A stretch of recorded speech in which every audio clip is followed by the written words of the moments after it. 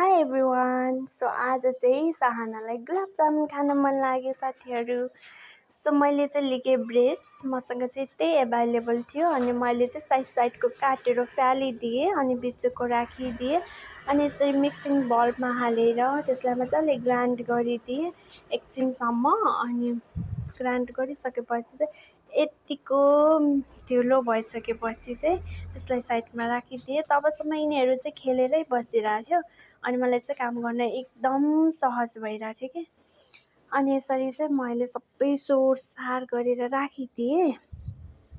अनि मसँग चाहिँ दुध थियो अनि त्यो दुध चाहिँ धेरै तातो पनि होइन धेरै चिसो पनि होइन, ठिक्कको थियो। अनि यसलाई चाहिँ मिसाएर अनि यत्तिको बनाएर अनि यसलाई चाहिँ मजाले डल्लो बनाउँछु अब म। अनि यता चाहिँ चास्नीको लागि चाहिँ पानी रेडी गर्दैछु। अनि यसमा चाहिँ हल्का पानी राखेर अनि आफूले कति गुलियो खाने हो त्यति नै चिनी राख्ने।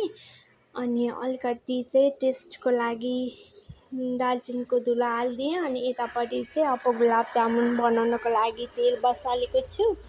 अनि यता चाहिँ गोलो गोलो बनाएर अनि एउटा एउटा गरेर हालिदिने अनि बिस्तारै बिस्तारै चलाइदिने पनि अनि नटासियोस् भन्नको लागि। अनि यसरी चाहिँ चलाइदिइरहेको छु अनि रातो रातो हुन्छ अनि मात्र पाक्छ कि।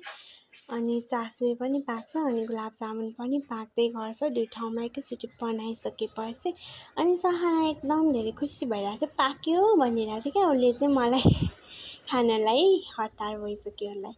अनि मैले चाहिँ रातो रातो भइसकेपछि चाहिँ साइडमा राखिदिइसकेँ। अनि चास्नी यतिको भएपछि चाहिँ ट्याप ट्याप लाग्छ अनि पाक्छ क्या। अनि यसलाई नै ग्यास बन्द गरिदिएँ अनि मैले चाहिँ गुलाब जामुन बर्कोमा राखिसकेँ। अनि अरू पनि मैले एक्स्ट्रा फुलाइरहेको थिएँ। अनि चास्नीको घोललाई चाहिँ यसरी राखिदिइसकेपछि चाहिँ मजाले भित्रसम्म जान्छ कि अनि मिठो हुन्छ। अनि बाँकी भएको त्यो गुलाब जामुनलाई पनि अनि त्यही बर्कोमा राखिदिन्छु म। अनि चाहिँ स्मेल कस्तो मिठो आइरहेको थियो क्या, अब खाँदाखेरि पनि मिठो हुन्छ जस्तो भइरहेको थियो। अनि मैले यो पाउरोटीबाट चाहिँ फर्स्ट टाइमै बनाएको हो क्या साथीहरू। पहिला चाहिँ मैले सुजीकोबाट बनाउँथेँ, त्यो पनि मिठै हुन्छ अनि यो पनि मिठो छ। अनि हेर्दै कस्तो खाउँ खाउँ लाग्ने कस्तो मिठो भइसकेको थियो क्या। अनि लास्टली अब चाहिँ सकियो। उसले चाहिँ खान कति मन गरिरहेको थियो अनि हामीले चाहिँ बाँडेर यसरी खाइदियो, कस्तो मिठो थियो। सो आज चाहिँ हामी सबैजनाले यसरी घरमै गुलाब जामुन बनाएर खायौँ, एकदमै टेस्टी भयो।